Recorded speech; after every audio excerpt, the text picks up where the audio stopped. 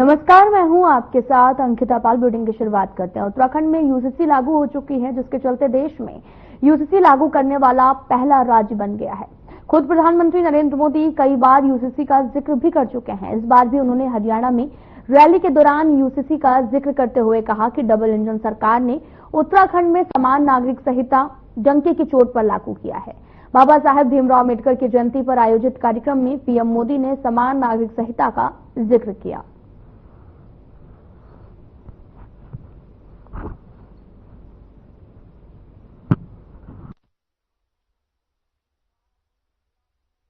संविधान की भावना है कि सबके लिए एक जैसी नागरिक संहिता हो, जिसे मैं कहता हूं सेक्युलर सिविल कोड। लेकिन कांग्रेस ने इसे कभी लागू नहीं किया। उत्तराखंड में भाजपा सरकार आने के बाद सेक्युलर सिविल कोड, समान नागरिकता संहिता ये लागू हुई, डंके की चोट पर लागू हुई।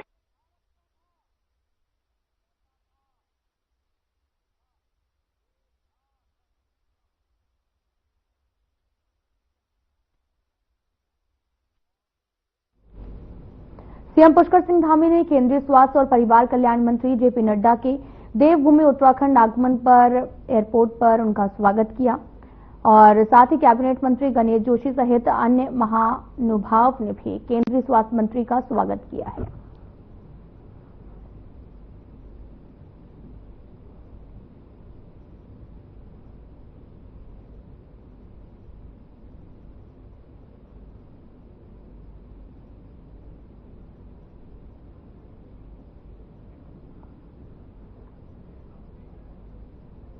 मुख्यमंत्री पुष्कर सिंह धामी की अध्यक्षता में मंत्रिमंडल की बैठक आहूत की गई है। करीब 2 महीने बाद और वर्तमान वित्तीय वर्ष में पहली बार होने जा रही कैबिनेट की बैठक कई मायनों में काफी महत्वपूर्ण मानी जा रही है। वहीं मंत्रिमंडल की बैठक के दौरान देहरादून के रायपुर क्षेत्र में फ्रीज की गई भूमि को फ्रीज मुक्त किए जाने पर भी संबंधित प्रस्ताव, एकल महिलाओं के लिए मुख्यमंत्री एकल महिला स्वरोजगार योजना के प्रस्ताव समेत तमाम महत्वपूर्ण प्रस्तावों पर मुहर लग सकती है। सचिवालय में आज शाम 6 बजे से शुरू होने वाले मंत्रिमंडल की बैठक में योग नीति, महिला नीति प्रस्ताव पर मुहर लग सकती है। इसके अलावा चीनी मिलों के 123 सीजनल मृतक कर्मचारियों के आश्रितों को नौकरी मिलने का भी रास्ता साफ हो सकता है।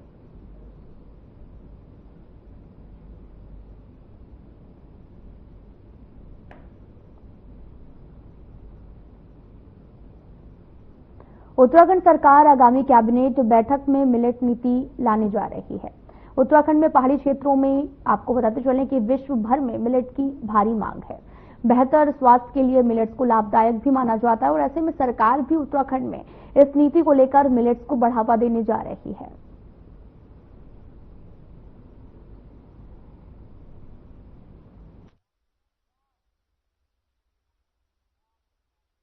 देखिए, सरकार पूरी तरीके से प्रतिबद्ध है किसानों के बारे में सोचने के लिए और जिस प्रकार से हर महीने किसान के खाते में निधि जाती है, किसान निधि जाती है, वो यह दर्शाती है कि भारतीय जनता पार्टी पूरी तरीके से किसानों के बारे में सोचती है और उस पर कार्य करती है। और जहां तक रही बात मिलेट्स योजना की, तो जब उत्तराखंड बना था तो कोदा जंगोरा खाएंगे उत्तराखंड बनाएंगे वाली नीति पे उत्तराखंड का निर्माण हुआ था। तो ये जो मोटे अनाज के रूप में यहाँ पर मिलेट्स की पैदावार होती है और इससे लोगों को स्वरोजगार में भी काफी फायदा मिलता है, जिससे लोग घर बैठे अपना घर में बैठे बैठे अपना घर का पालन कर सके।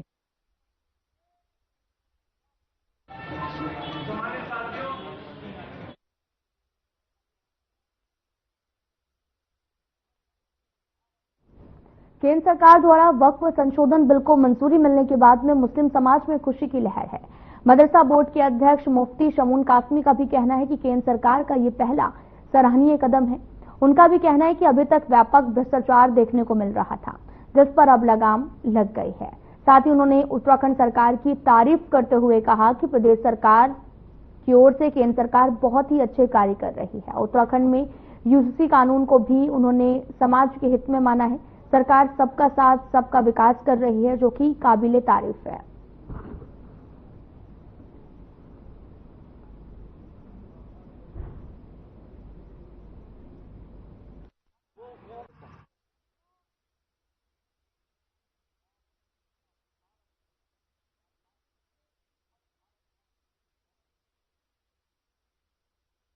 ऋषिकेश फायर कर्मी ने 14 अप्रैल 1944 को मुंबई के बंदरगाह पर हुए भीषण अग्निकांड में शहीद हुए 86 फायर कर्मियों को श्रद्धांजलि दी है। 2 मिनट का मौन रखते हुए शहीदों को पुष्प अर्पित करते हुए उनकी आत्मा की शांति की प्रार्थना की है। इसी के साथ शुरू हो रहे अग्निशमन सेवा सप्ताह का भी शुभारंभ किया गया। इस दौरान फायर कर्मियों ने जन जागरूकता के लिए शहर में रैली निकाली। रैली का शुभारंभ प्रभारी अग्निशमन अधिकारी सुनील रावत ने हरी झंडी दिखाकर किया है। रैली के दौरान अग्निशमन कर्मियों ने लोगों को आग लगने पर बचाव के बारे में जानकारी दी है।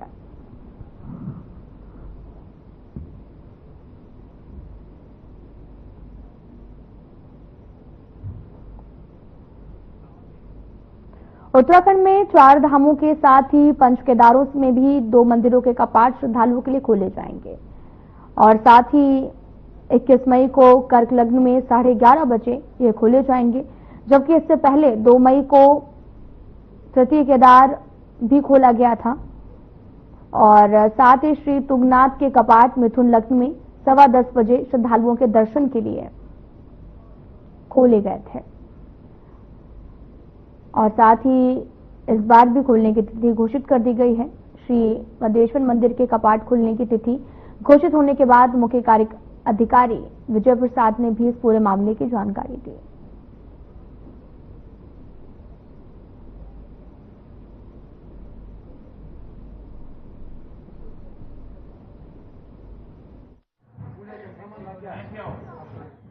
प्रातःकाल रुद्रा मेन गर्भगृह से अपना सभा मंडप में विराजमान हुई। उसके बाद पंचांग गणना की तिथि तय हो चुकी है। 18 मई अपना गर्भगृह से सभा मंडप में विराजमान होगा। 19 तारीख को यहाँ से प्रस्थान होगी। यहाँ से राकेश्वरी मंदिर राशि में विराजमान होगा और वहाँ से 20 तारीख को अपना गोंडार गांव में विराजमान होगा और 21 तारीख प्रातःकाल वहां से प्रस्थान होकर शुभ मुहूर्त पर केदारनाथ धाम की कपाट द्वार खुल जाएंगे सभी श्रद्धालुओं के लिए। सभी श्रद्धालु आकर यहाँ द्वितीय केदार भगवान पद्मेश्वर जी के दर्शन करके अपना जीवन सुधार कर लीजिए, यही हम आशा करते हैं।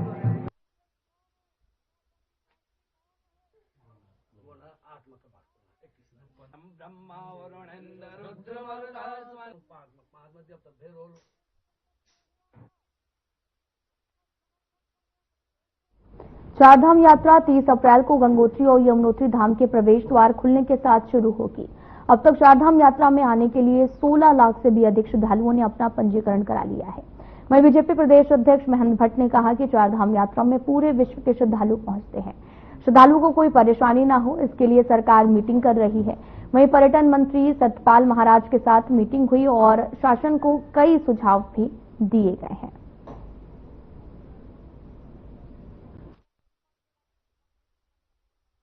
आज भी चारधाम यात्रा के संदर्भ में जहां सरकारी दृष्टिकोण से समीक्षा होती है, मुख्यमंत्री लगातार सब प्रकार का उसका व्यवस्था बनाए रखने के लिए हर प्रकार का विभाग को निर्देशित कर रहे हैं। लेकिन संगठन की दृष्टि से भी हम लोग आज बैठे थे, पर्यटन मंत्री के साथ हम लोग प्रमुख कार्यकर्ता हम लोग बैठे हैं और आज हमने अपने सुझाव भी सरकार को दिए हैं और यात्रा निर्विघ्न हो, व्यवस्थित हो, उसके लिए क्या क्या आवश्यक है उसकी हम लोग को चर्चा की है। मुख्य रूप से यात्रा के वैकल्पिक मार्ग सुनिश्चित कर दिए जाए, उन पर जहां जहां वैकल्पिक मार्ग बनने उसकी सूचना ठीक प्रकार से हो।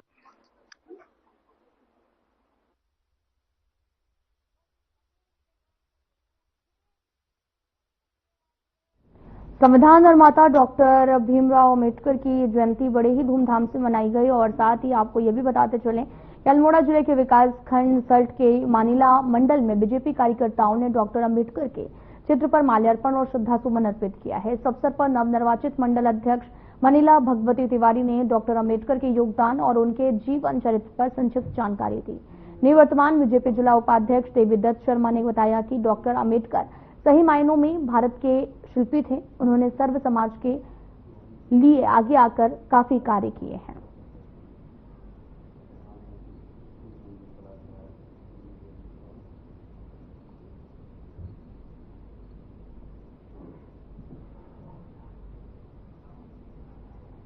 बाबा साहब डॉक्टर भीमराव अम्बेडकर की जयंती के अवसर पर कांग्रेस मुख्यालय देहरादून में श्रद्धांजलि सभा और गोष्ठी का आयोजन किया गया। इस दौरान पार्टी के अन्य नेता भी मौजूद रहे और गोष्ठी में डॉक्टर भीमराव अम्बेडकर के योगदान और उनके द्वारा किए गए कार्यों को याद किया गया। इसके साथ ही कांग्रेसियों ने अम्बेडकर द्वारा बताए गए मार्ग पर चलने का संकल्प लिया है।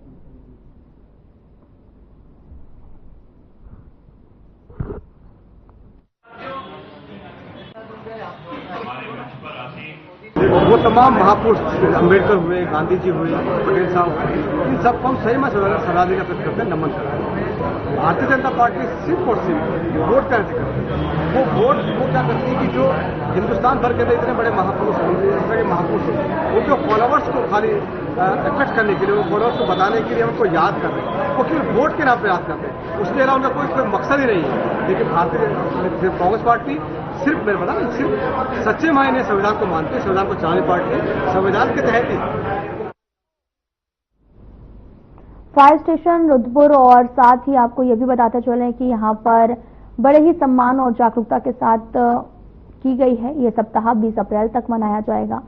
इस अवसर पर फायर विभाग द्वारा भी शहर में रैली निकालकर आम जनमानस को अग्नि सुरक्षा के प्रति जागरूक किया गया। कार्यक्रम की शुरुआत शहीद फायर कर्मियों को श्रद्धांजलि अर्पित करके की गई है।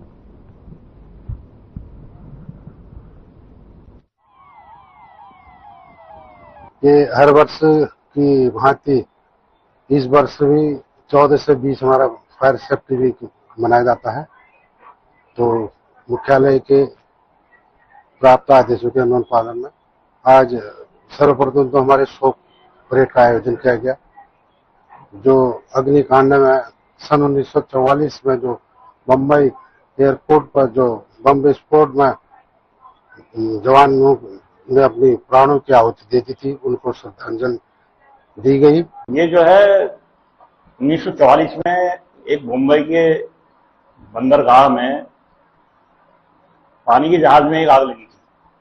बहुत बड़ी आग थी, उसमें कुछ विस्फोटक सामग्री और रुई उस जहाज में लदी हुई थी, उसमें ये आग लगी।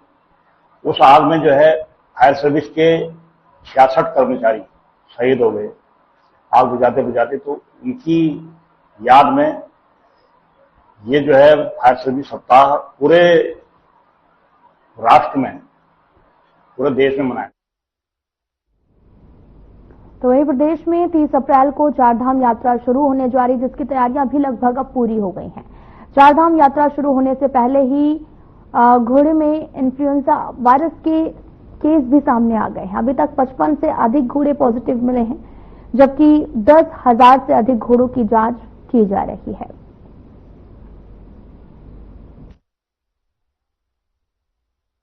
तो हमने टारगेट बनाया था कि हम 15 तारीख तक, इस महीने की 15 तारीख तक हम जितने भी 5 जिलों में हमारे घोड़े आते हैं, बागेश्वर, टेहरी, उत्तरकाशी, चमोली, रुद्रप्रयाग, जहां से मैक्सिमम घोड़ों का रजिस्ट्रेशन होता है, यहाँ पे लगभग 23,000 के आसपास घोड़े हैं और उन सारे घोड़ों की हम स्क्रीनिंग करेंगे। जो घोड़ा नेगेटिव पाया जाएगा उसको हम रजिस्ट्रेशन प्रोसेस के लिए आगे जाने देंगे। जो पॉजिटिव पाया जाएगा उसको हम वहीं पे होल्ड करेंगे, वहीं क्वारंटीन करेंगे, उसका इलाज होगा, 12 दिन तक उसको हम इलाज करेंगे।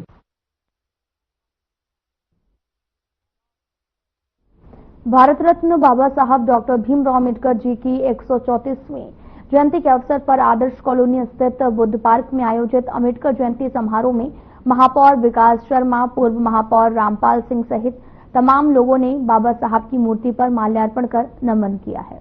उनके आदर्शों पर चलने का संकल्प लिया। इस दौरान महापौर विकास शर्मा ने कहा कि बाबा साहब ने 3 मंत्र दिए थे, शिक्षित बनो, संघर्ष करो, संगठित रहो। आज हमें इस विचारधारा पर चलना होगा, तभी हमारा समाज आगे बढ़ेगा।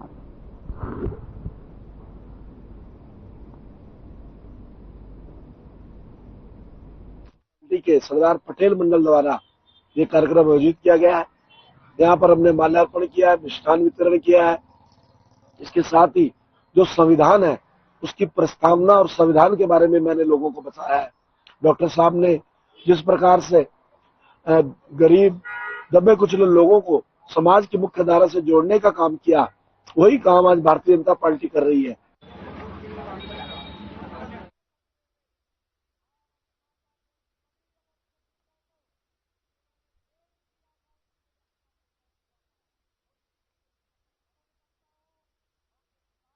भारत रत्न डॉक्टर भीमराव अम्बेडकर की जयंती सतपुली में बड़े ही धूमधाम के साथ में मनाई गई। सतपुली क्षेत्र के कई विद्यालयों में इस दौरान छात्र छात्राओं द्वारा सांस्कृतिक कार्यक्रम की प्रस्तुति दी गई और वहीं अम्बेडकर जयंती समारोह के अवसर पर बतौर मुख्य अतिथि नगर पंचायत अध्यक्ष जितेंद्र चौहान ने कार्यक्रम में शिरकत की है।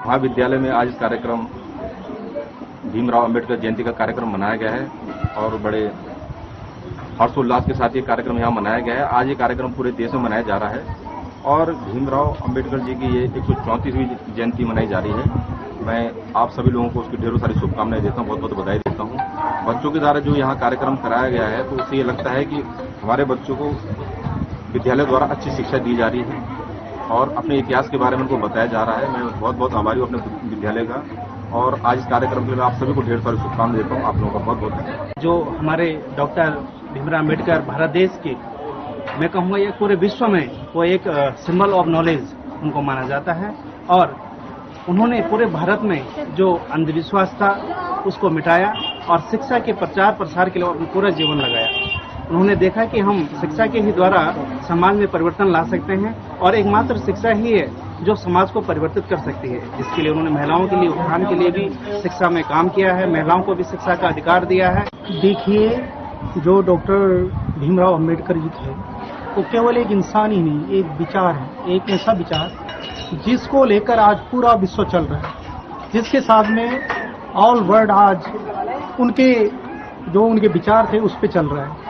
तो उन्होंने संविधान ही नहीं, उन्होंने समाज में समता, न्याय और इक्वलिटी के लिए जो काम किया उसको लोग आज ही नहीं युगों युगों तक याद रखेंगे। पूरा जो देश आप जानते होंगे कि सामंतवाद, राजशाही और ऊंच नीच और अलग अलग वर्गों में बंटा हुआ था। हमारा उद्देश्य यही लेकर था कि सारे मतलब ये ना कहे कोई पर्टिकुलर, ये ना बोले कोई कि पर्टिकुलर धर्म और जाति से रिलेटेड है ये जो हमने आज मनाया। ये हमारा पूरा शहर, सतपुली शहर, यहाँ तक कि पूरा विश्व मनाता है इसको। तो हम चाहते, यही हम फैलाना चाहते हैं कि यहाँ बच्चा बच्चा, बड़े बूढ़े जो भी हैं इस बात को समझें कि अम्बेडकर जी ने हमारे लिए क्या किया था। वो ऐसा ना सोचे कि इस एक जातिगत विशेष से बिलोंग। अम्बेडकर जयंती थी और जो बाबा साहेब ने संविधान बनाया था और हम यहाँ पे डांस में पार्टिसिपेट करने आए थे, जो हम सेकंड आए और हमें यहाँ पे आके बहुत खुशी हुई क्योंकि हमें इनके बारे में जानने का मौका मिला और अपने संविधान के बारे में जानने का मौका मिला। इसलिए आने वाला भविष्य बहुत उज्जवल होने वाला है क्योंकि हमारे जो डॉक्टर भीमराव अम्बेडकर थे उन्होंने हमारे लिए बहुत कुछ करा है और उन्होंने मतलब हमें इज्जत दी समाज में कि पहले महिलाओं को इज्जत नहीं दी जाती थी।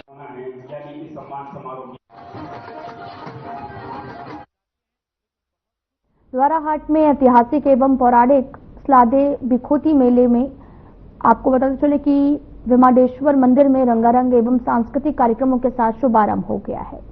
क्षेत्रीय विधायक मदन सिंह बिष्ट ने दीप जलाकर बिखौती मेले का शुभारंभ किया और साथ ही उन्होंने कहा कि मेले हमारी संस्कृति विरासत से रूबरू कराते हैं। अल्मोड़ा जनपद के द्वाराहाट कस्बे में संपन्न होने वाला स्लादे बिखौती का प्रसिद्ध मेला प्रतिवर्ष बैसाख माह में संपन्न होता है।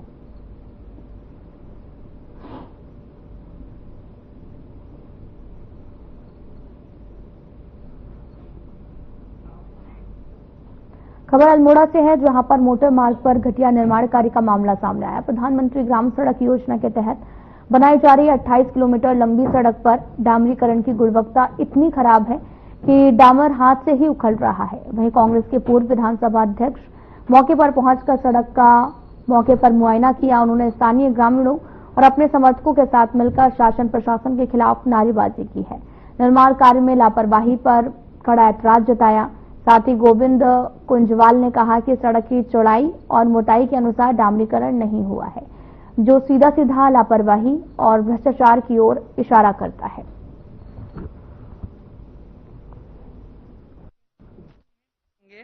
अभी निरीक्षण के दौरान अभी से हो गए हैं 15 दिन इस रोड को और आज मैं वहां निरीक्षण के लिए गया। मुझे बड़ा ताज्जुब है कि न विभाग उसमें कोई कार्रवाई कर रहा है और न काम करने वाले लोगों को कोई शर्म है। जिस तरह का वो डामर हो रहा है वो सीधे सीधे हाथ से उखड़ जा रहा है। नीचे मिट्टी पड़ी हुई है, मिट्टी के ऊपर डामर डाल रखा है, स्पष्ट वो उखाड़ते समय वो दिख रहा है। तो ऐसे में जो बजट का दुरुपयोग हो रहा है उसकी जिम्मेदारी कौन लेगा? मैं प्रधानमंत्री सड़क योजना के सभी अधिकारियों से यह अनुरोध करना चाहता हूं, इस तरह से इस उत्तराखंड को बर्बादी के कगार से बचाइए। वीकेंड के चलते भीमताल में भी आपको बताते चले कि जाम की समस्या देखने को मिल रही है। सरडी तक घंटों जाम लगा हुआ है। जाम के चलते यात्रियों और सैलानियों की परेशानियों का भी सामना करना पड़ रहा। स्थानीय व्यापारियों ने भी भीमताल में पार्किंग नहीं होने से प्राधिकरण के लिए नाराजगी भी जाहिर की है।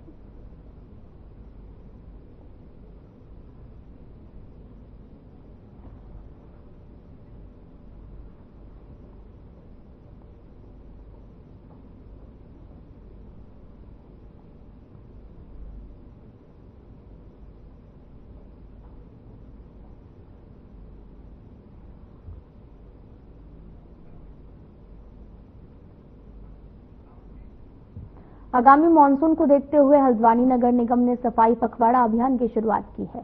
इस अभियान की शुरुआत महापौर गजराज बिष्ट और नगर आयुक्त ऋचा सिंह ने हल्द्वानी में बरसात से पहले जल भराव और गंदगी की समस्या से निपटने के लिए नगर निगम ने कमर कस ली है। मंगलवार से शहर भर में विशेष सफाई अभियान शुरू कर दिया गया है जो 15 मई तक चलेगा।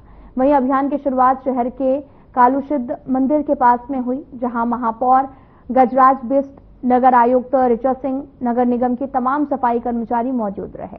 महापौर गजराज बिष्ट खुद सड़क और नालियों में झाड़ू लगाते और मेयर गजराज बिष्ट ने बताया कि साफ सफाई पखवाड़ा न सिर्फ नालियों सड़कों की सफाई के लिए बल्कि इसका उद्देश्य जनता में स्वच्छता को लेकर भी जागरूकता फैलाना है। नगर आयुक्त ऋचा सिंह ने भी कहा कि इस अभियान को गंभीरता से लेते हुए शहरवासियों से अपील की कि वे भी इस मुहिम का हिस्सा बने और अपने आसपास की सफाई में योगदान करें।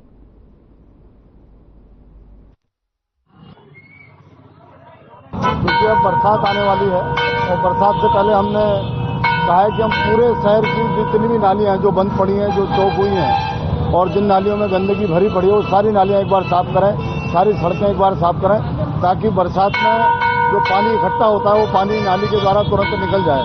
और पूरे शहर के लिए हमने कहा है कि पूरे नगर निगम को एक बार हम साफ करने का बीड़ा हमने उठाया।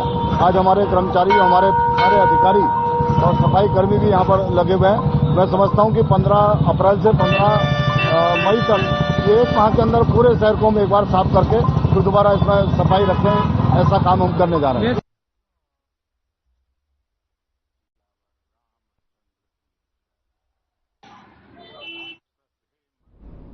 गदरपुर के चरणपुर गांव में 10 एकड़ में लगी गेहूं की फसल आग लगने के कारण जलकर राख हो गई है। हालांकि अभी तक आग लगने के कारण का पता नहीं चल पाया है। फायर ब्रिगेड की गाड़ी देर से पहुंचने पर किसान काफी नाराज दिखे और प्रशासन से मुआवजे की मांग कर रहे हैं। किसानों ने कहा कि कंबाइन मशीन से गेहूं की कटाई की जा रही थी, तभी अचानक से गेहूं में आग लग गई। देखते ही देखते आग ने विकराल रूप भी धारण किया है।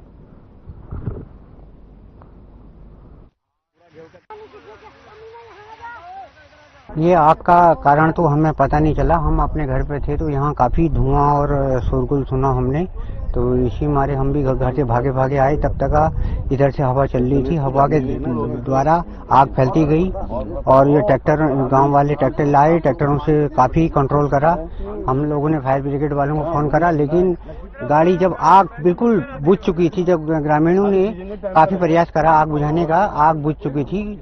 उसके उपरांत अभी अब आई है फायर ब्रिगेड की गाड़ी। आपका कारण तो पता नहीं चल पाया, लेकिन नुकसान 8 से 10 एकड़ गेहूं पूरी खत्म हो गई किसानों की। नुकसान अब 10 एकड़ में अब मान लो 6 लाख का नुकसान है, 6 से 7 लाख का नुकसान हो गया। प्रशासन से क्या मांगे, 1 घंटा हो गया अभी तक एम्बुलेंस आई नहीं है। यहाँ के लोगों ने, स्थानीय लोगों ने अपने ट्रैक्टरों से खुद लग के आग बुझाई है, और अगर यहाँ पे फायर ब्रिगेड पास में होती तो हमें इतनी समस्या नहीं होती। दिनेशपुर में अगर फायर ब्रिगेड होती तो जल्दी पहुंचती। अब रुद्रपुर पंतनगर से आने तक तो काफी देर हो जाती है। ये चरणपुर में एक हादसा हुआ आज जो कि आग कंबाइन एक खेत में कंबाइन काट रही थी। कंबाइन से चिंगारी उठी है जिससे कि वहां से आग स्टार्ट हुई और उनके जस्ट कंबाइन यहाँ काट रही थी, उनके जस्ट आगे इनका खेत था जो कि 1 से 1.5 एकड़ था। पूरा खेत जल चुका है। इनके बगल में मेरा खेत था जिसमें कि आधा नुकसान हुआ है और आधा ट्रैक्टर ने जो ट्रॉली जोता है उससे पूरा नुकसान हुआ। उसके बाद हमारे बुक्सा जनजाति वाले खेत थे इधर, पूरे उनके खेत जले हैं। कम से कम 10-15 लोगों के खेत जले हैं। रुड़की इमली रोड पर नूर मस्जिद के पास में रुड़की नगर निगम द्वारा लाखों रुपए की लागत से पुलिया का निर्माण कराया जा रहा। पुलिया का निर्माण कर रहे ठेकेदार पर स्थानीय लोगों ने मनमानी का आरोप लगाते हुए कहा कि नाले की गहराई लगभग 4 फुट के करीब है और ठेकेदार तकरीबन 2.5 फीट गहराई पर निर्माण कर रहे हैं।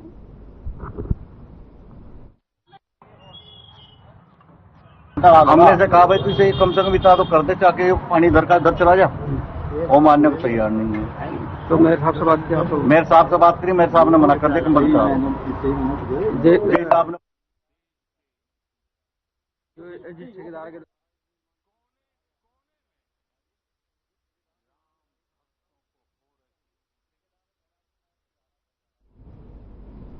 फिलहाल वीडियो में इतना ही। नमस्कार।